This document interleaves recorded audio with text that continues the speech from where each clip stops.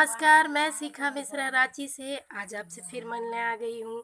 आशा करती हूँ कि आप लोग सभी ठीक होंगे, सभी मंगलमय होंगे, ऐसी मैं कामना करती हूँ। आज मैं आप लोगों को झारखंड के मुख्य त्योहार करम पूजा के बारे में बताना चाहती हूँ। ये भादों में शुक्ल पक्ष में एकादशी को मनाया जाता है और ये झारखंड का जैसे सरुल होता है और भी त्यौहार, तो ये मुख्य त्यौहार करम पूजा होता है। इसे भाइयों के लिए पूजा जाता है, मनाया जाता है। सभी वर्तनी इसको उपवास करके मनाती हैं और भाइयों की सुख समृद्धि और उम्र बढ़े, इसके लिए ये पर्व मनाया जाता है। तो उसी के बारे में मैं आज आप लोगों को जानकारी दूंगी कि कैसे ये त्यौहार मनाया जाता है, क्या किया जाता है, कैसे विधि होती है और आप भी इसे कैसे करें। तो सबसे पहले तो करम पूजा के लिए एक गमला सजाया जाता है। उस पे मिट्टी या बालू लाया जाता है। बालू जैसे नदी या तालाब से लाकर उस पे रखा जाता है।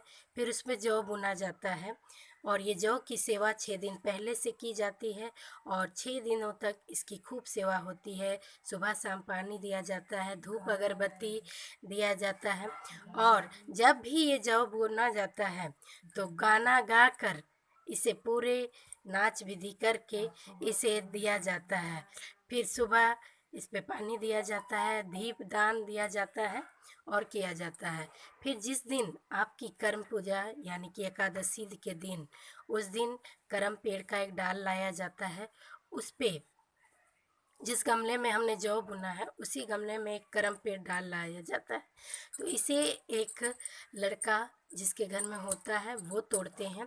साथ ही इस पे ये ध्यान दिया जाता है कि जो डाल तोड़ा जाए वो ज़मीन में ना गिरे।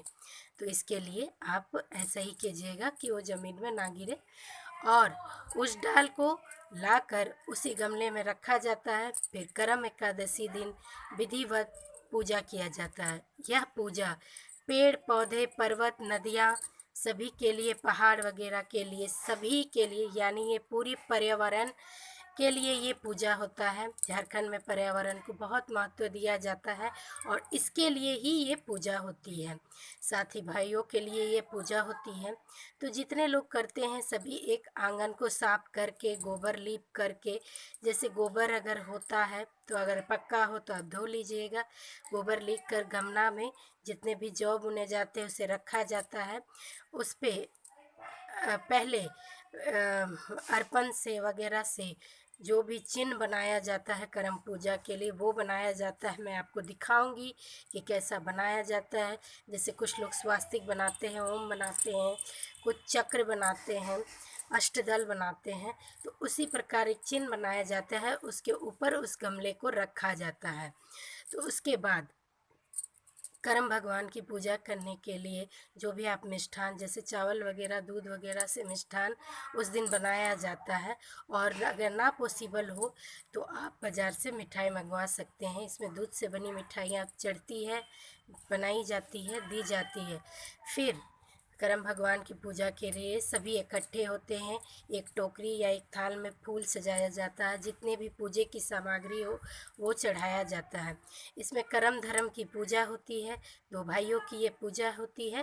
तो इस पे उन दोनों को जनेऊ चढ़ाया जाता है, धोती कपड़ा गमछा जो भी आपका पॉसिबल हो वो चढ़ाएं। उसके बाद रोड़ी चढ़ाएं, जल दें, उसके बाद जनेऊ चढ़ाएं। उसके बाद जो भी मिष्ठान या फल आपने मंगाया है उसे दिया जाता है। साथ ही पेड़ पौधे की जितने भी चीज़ें फूल पत्ते होते हैं उसे चढ़ाया जाता है, क्योंकि ये एक पर्यावरण का पूजा होता है। तो इसलिए इसको इस तरह से मनाया जाता है। उसके बाद सभी साफ सुथरा पूजा वगैरह करके उसके बाद रात भर इसमें गीत गाया जाता है, नाचा जाता है, ढोल नगाड़े बजाए जाते हैं। सभी आदिवासी ही क्यों, ये सारी जाति लोग इस पर्व को मनाते हैं। करम पूजा झारखंड का महत्व पर्व होता है। सरहुल जैसे होता है उसी तरह करम पूजा भी होता है। साथ ही अपने भाइयों को भी इस पूजा में बुलाया जाता है और रात में उन्हें मिष्ठान वगैरह जो भी खान पान बनता है उसे अपने भाइयों को भी खिलाया पिलाया जाता है। रात भर नाच गान करके उसके बाद रात भर जगा जाता है, जागरण किया जाता है।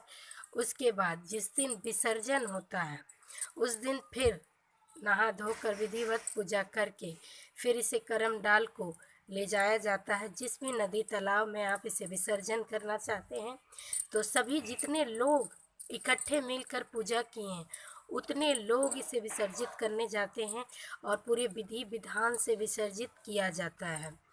साथ ही इस दिन कथा भी पढ़ा जाता है पूजा करने के बाद। मैंने बताना भूल गया था।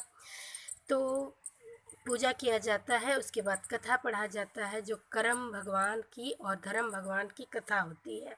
तो धर्म भगवान और करम भगवान की कथा होती है। ये दो भाइयों की कथा है और करम राजा की पूजा होती है। कर्म और धर्म, जो कर्म से जुड़ी हुई चीज़ें रहती है, धर्म से जुड़ी हुई चीज़ें रहती है, इसकी एक कथा होती है जिसे पढ़ा जाता है। उसके बाद विधिवत पूजा की जाती है, सारे मिष्ठान वगैरह, और सारे मिलकर इस पर्व को मनाते हैं पूरी तरह से, पूरी निष्ठा से। ध्यान रहे, जौ बुनते वक्त आपको गीत गाना है और जो भी गीत जानते हैं कर्म का वो ज़रूर गाइएगा और जौ बुनिएगा। सभी मिलकर जौ बुनिएगा, सभी जौ को सेवा कीजिएगा। जौ को ऐसी जगह पे रखें जहाँ पे धूप भी मिले, पानी भी मिले, अच्छी जगह से रहे। उसे कोई गाय वगैरह ना खा पाए, ना ही कोई अशुद्ध चीज़ें उस पे लग पाए, इसलिए उसको सावधानी बरता जाता है। साथ ही उस पर रोज़ दीपदान किया जाता है, जल दिया जाता है, ताकि उसकी अच्छी उपज हो और करम के दिन हम अच्छी तरह से उसकी पूजा करें। रोड़ी, चंदन, तिलक ये सब लगाया जाता है, जनेऊ जरूर चढ़ाएं, उसमें चढ़ाया जाता है, क्योंकि करम राजा की पूजा होती है। पूजा करने के बाद आप क्षमा याचना, हाथ में फूल बेलपत्र लेकर, अक्षत लेकर उनसे क्षमा याचना की। साथ ही संकल्प लें कि मुझे हर वर्ष ये पूजा करने का मौका दीजिए, ऐसा सौभाग्य दीजिए, और विधिवत पूजा कीजिए। जो भी आपकी इच्छा है आप भगवान से मांग सकते हैं, आप मांग लीजिएगा। उसके बाद रात भर जागरण कीजिएगा। रात भर जागरण करने के बाद विधिवत इसका विसर्जन कीजिएगा। कईयों जगह ऐसा भी देखा जाता है कि जो पेड़ रहता है या जो जौ रहता है, उसे अपने खेत पे, यानी जहाँ पे अगर हम जो भी अनाज उपजाते हैं वहाँ पे इसे दे दिया जाता है। इससे होता है कि धन की वृद्धि होती है, खेत भी अच्छे होते हैं। और यह पर्व, जैसे खेत की बुनाई वगैरह हो जाती है, धान वगैरह जो लोग लगा लेते हैं, उसके बाद इस त्यौहार को मनाया जाता है खूब मौज मस्ती से, कि प्रकृति देव ने हमारी खूब अच्छे से खेती बाड़ी की है, उसके लिए उन्हें धन्यवाद भी दिया जाता है इस पूजा के जरिए, और इस पूजा को किया जाता है। तो इसलिए इस झारखंड में ये प्रधान सबसे उत्तम त्यौहार है, और यहाँ पे प्रकृति को बहुत महत्व दिया जाता है। यहाँ पे धान की खेती बहुत ज़्यादा होती है, और इसलिए इस त्यौहार को प्रकृति को धन्यवाद देने के लिए भी मनाया जाता है। तो ठीक है, अगर आपको ये मेरा ब्लॉग अच्छा लगा करम पूजा का, तो मुझे लाइक कीजिएगा, सब्सक्राइब कीजिएगा, और अगर कुछ पूछना हो तो मुझे कमेंट कीजिएगा। तब तक के लिए प्रणाम।